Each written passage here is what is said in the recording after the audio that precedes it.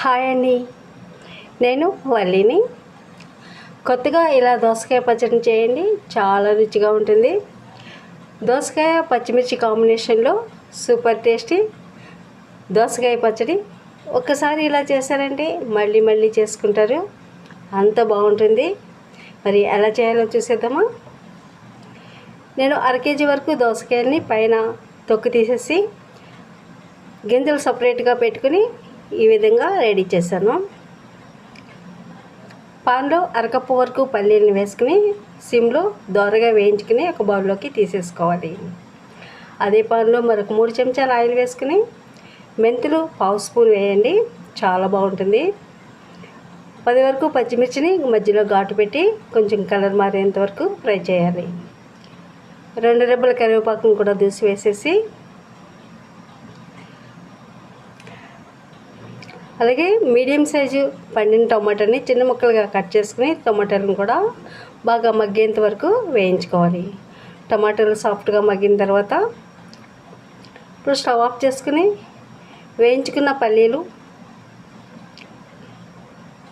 చిన్న చింతపండు, వలిచిన వెల్లుల్లి రెబ్బలు, తగినంత ఉప్పు, కొంచెం పసుపు కూడా వేసి మిక్సీ జార్లో వేసుకుని ముందుగానే పక్కన పెట్టుకున్న దోసకాయ గింజలండి. ఇవి అస్సలు మిస్ అవ్వద్దండి. వీటితో పాటే గ్రైండ్ చేసుకుంటే మెత్తగా నలిగిపోయి చాలా టేస్టీగా ఉంటుంది. ముక్కలతో పాటు గ్రైండ్ చేస్తే మధ్య మధ్యలో తగిలి ఇరిటేషన్గా ఉంటుంది. సో గింజలను కూడా మెత్తగా ముందుగా గ్రైండ్ చేసేసుకోవాలి. ఇప్పుడు దోసకాయ ముక్కలను కూడా వేసేసి ఈ దోసకాయ ముక్కల్ని జస్ట్ పల్స్ మోడ్లో 3-4 సార్లు మాత్రమే మిక్సీ పట్టుకోవాలండి. అలా మిక్సీ పడితే మనకి అచ్చు రోట్లో రుబ్బినట్లుగా ముక్క చెక్కలాగా ఉంటుంది. కొన్ని ముక్కలు పక్కకు పెట్టుకున్నాం కదా దోసకాయ ముక్కల్ని, వాటిని కూడా వేసేసి ఒక అరకప్పు వరకు చిన్నగా కట్ చేసుకున్న ఉల్లిపాయలను కూడా వేయండి, చాలా బాగుంటుంది. ఇప్పుడు పోపు పెడదాము.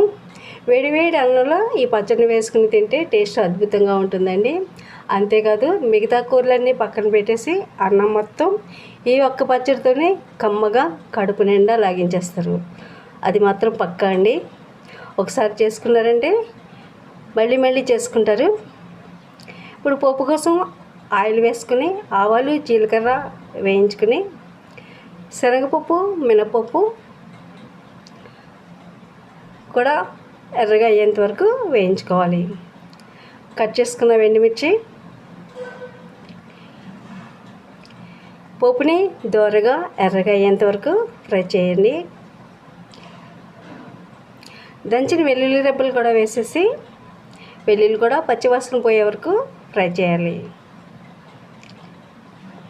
చాలామంది కూరల కంటే కూడా ఇలా పచ్చళ్ళే చాలా ఇష్టపడతారండి.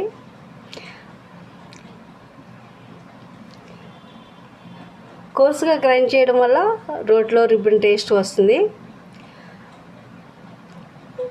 కరివేపాకును కూడా వేసేసి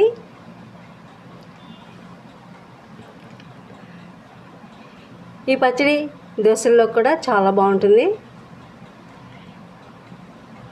ఈ పోపుని పచ్చడిలోకి వేసేసుకోవాలి. ఎంతో రుచిగా ఉండి పచ్చిమిర్చి కాంబినేషన్లో దోసకాయ పచ్చడి సూపర్ టేస్టీగా ఉంటుందండి.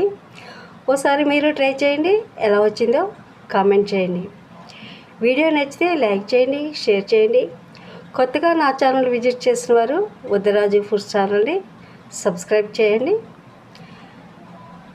Thanks for watching. God bless you.